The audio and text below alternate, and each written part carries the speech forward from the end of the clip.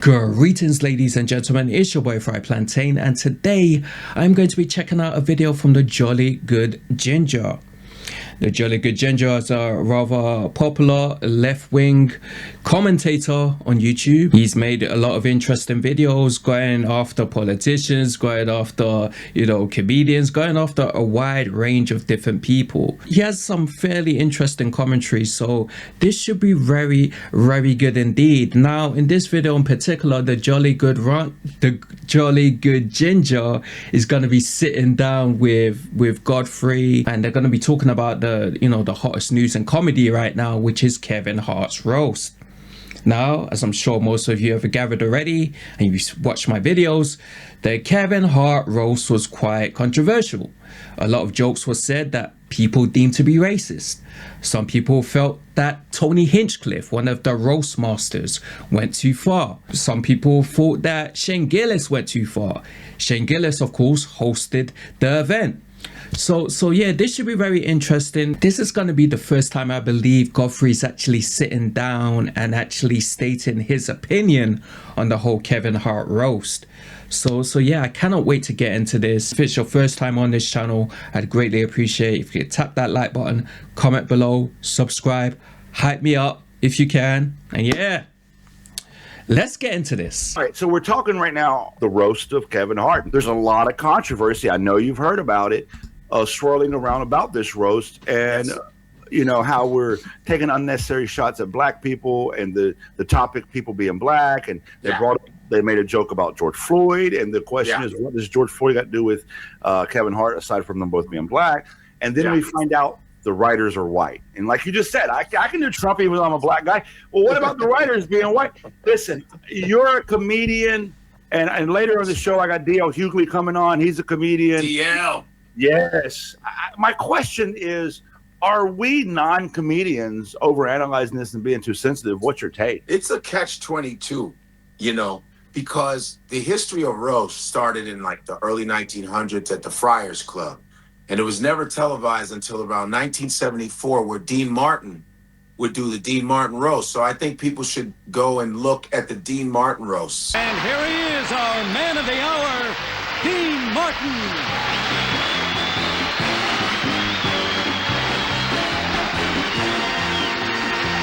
I suppose I'm here because I did some of Dean's variety shows. They were television's first family hour, if you happen to come from a broken family. Looking at you reassures me that when God created you, he had a sense of humor.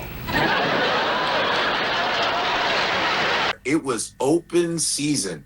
Whoever was the person you roasted, they were usually, everybody knew each other. It was like a fraternal thing, and there were women in it too, and everybody kind of knew each other in entertainment. So it was open season. Whoever was on the dais, the people sitting alongside, you could rip on them. You ripped around on the people in that circle.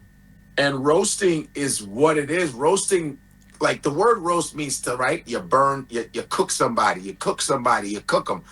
And it sucks because roasts are roasts, man. It's like you're fucking dogging people. You're dogging people. It's like it's no holds bar. There's a thing where I go, if you didn't like it, you shouldn't watch it. I agree with what Godfrey's actually saying. You should be able to express yourself. You should be able to make these jokes. But when it comes to people who have passed on and you're just making some crazy jokes suggesting that they're in hell and they're looking up, to me that's just going a bit too far. I believe it was Tony Hinchcliffe who made that joke, and we all know Tony Hinchcliffe is a major roast master. He has his show Kill Tony. He regularly roasts people. He regularly destroys comedians on his own Kill Tony platform. But at the same time, it just feels like we've heard all the jokes about George Floyd, man, and I get it. Some people don't like the guy. A lot of people, like the Candace Owens of the world, a lot of them will say things like, well, George Floyd was a bloody criminal. He took drugs. He did this. He did that. A lot of people over the years have gone in on George Floyd. That may be true. That may very well be true. I'm pretty sure it is. But at the same time, it's like, this man has passed over, you know what I mean? And again, even if George Floyd did all of these things, what about his family members? What about his children? I believe George Floyd has a daughter. He has a daughter that's still alive, that's going to school. Now she has to deal with all the jokes and the bullying and the language that's been aimed in her direction. People are naturally going to be mocking her. She has to go home, she has to go to school, she has to go through social media and look through all the comments of people laughing at her father who passed away. So for me, I can't help but feel that, yeah, perhaps sometimes some of these comedians do go a little too far, especially when they're talking about individuals who are no longer with us. I agree. Like, comedy, no holds barred. I understand that mentality. I understand the whole idea of pushing hard, you know, just obliterating the bloody scene, you know. Anything, saying anything, you're this, you're that. I understand that whole mentality. You know, you have to go in for the kill. You can't hesitate. You can't be soft. You have to be a bloody killer, a lion when you're in that arena. When you're in that roast arena, you have to be a bloody killer, because if you don't, the next person coming up is gonna go after you. I remember, I'm pretty sure most of you guys have seen that Jamie Foxx roast. Nigga, no wonder this party is so dead. We want you to liven this shit up. Where is he right now? We're here for Emmitt Smith. Do you have any jokes for him tonight? Tory got everybody out of the way, and I did too. I want to say this to Emmitt Smith, man. I'm your conscience. It is a pleasure. Man, it sure did get hot in here. Am I fucking up right now?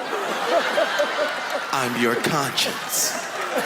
He wasn't really winning over the crowd, so Jamie Foxx obliterated him. That video completely destroyed this comedian's life. Before anything, I'm a man, and I felt like to a degree I had been disrespected as a man. Mm-hmm. So my first inclination, which I did, was to confront him and like, hey, you know, what was that about, man?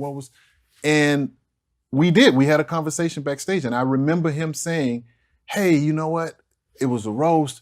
You have to get broken in. He said that whoever the guy that plays Al Bundy, I can't remember the actor's name, but he said, hey, he did it to me. So it was, you know, when we spoke about it, it was just like, hey, man, this is a part of the game. You know, charge to the game. You know, you got to be broken in. You are kind of like a virgin in the game, and you know, you just have to take one.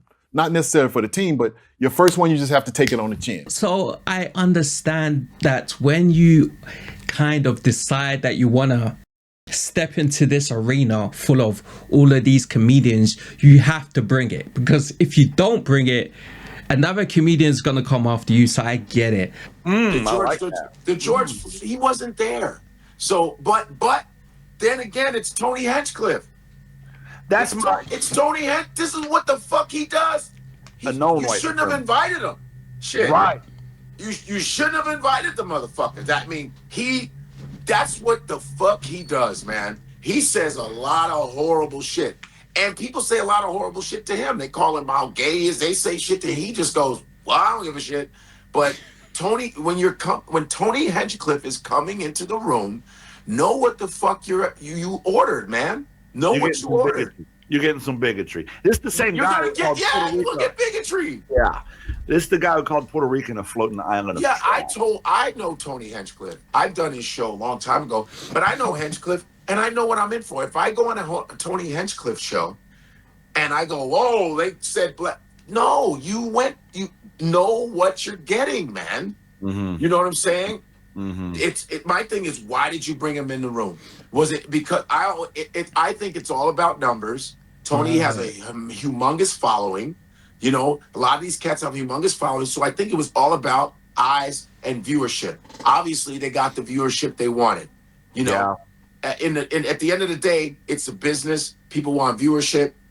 I don't know how it's going to affect Kevin after this. I don't know how it's going to affect Tony after. I don't know.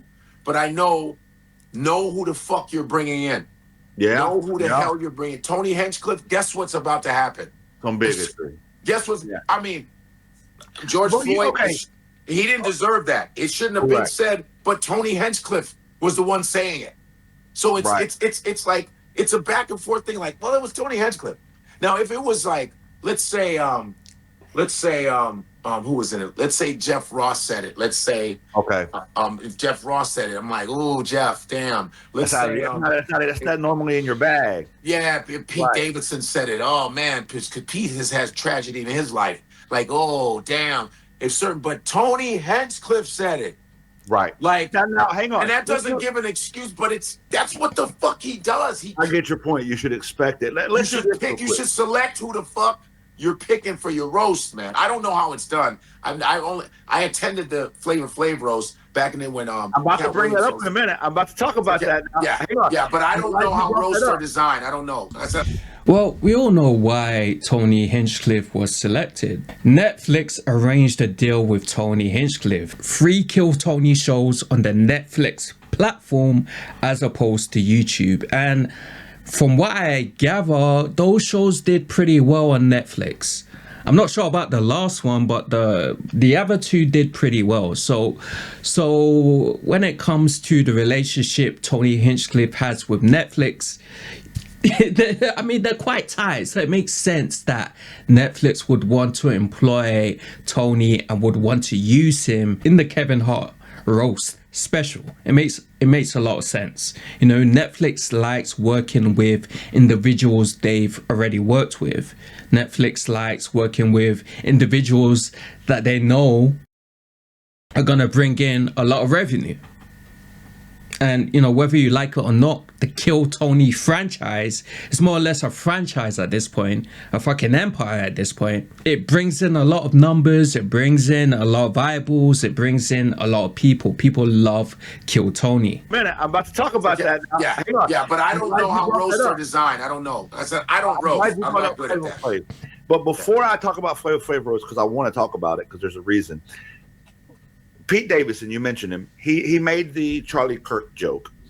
And so some people are saying, well, you can't be upset about the George Floyd joke if he made the Charlie Kirk joke. And I just don't see those being in the same category. However, would love your take on that juxtaposition.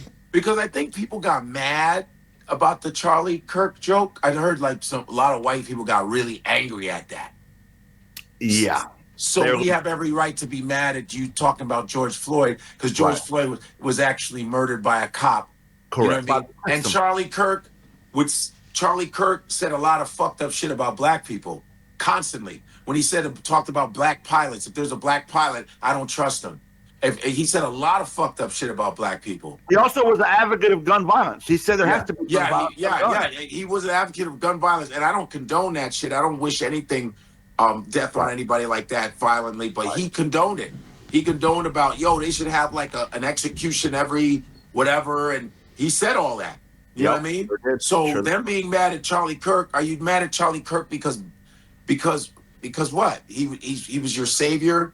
Because he pushed racism? I don't know. But with George Floyd, it's a police brutality situation. Bingo. It's black people being treated like shit. And you got to understand the history of the police department. They were slave catchers, and the slave catchers turned into the police department. So our shit is deeper than that. It's not the same thing. It's a tragedy on both sides. But for black folks who are treated as second-class citizens, who are always getting fucked in the ass, it's serious shit. It's deeper than the Charlie Kirk thing. Right. And people might get mad at this, but I'm not saying that his death wasn't horrible, because he had kids and whatever. He was probably assassinated. We get it. Yeah. Sure. But you have people with George Floyd death imitating his death. Remember, they were making fun of it. Did they make fun of Charlie Kirk getting shot?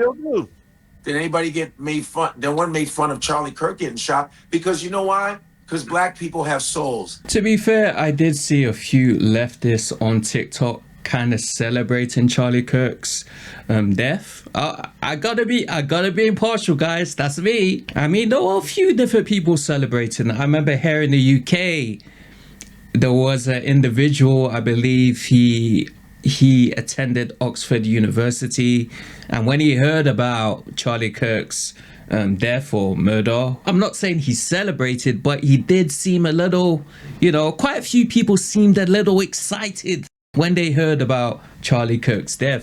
I mean, look, let's get it straight out there. I mean, clearly it was a stupid and offensive thing to write. Yeah, of course. I think, like you said, a stupid and kind of silly thing for me to say. I reacted to kind of a notification and the headline. I had no real context for, what had happened. I didn't really understand the severity of the situation. Did you know who Kirk was? I did know who Kirk was. I had previously debated him, but I didn't really understand, I think, the severity of the situation at the time. And, I reacted poorly. And then upon kind of realizing just how serious kind of these things were, I kind of deleted everything. I posted on my social media kind of apologizing. And so, let's be fair. There were some individuals that celebrated his death. There were some inappropriate jokes.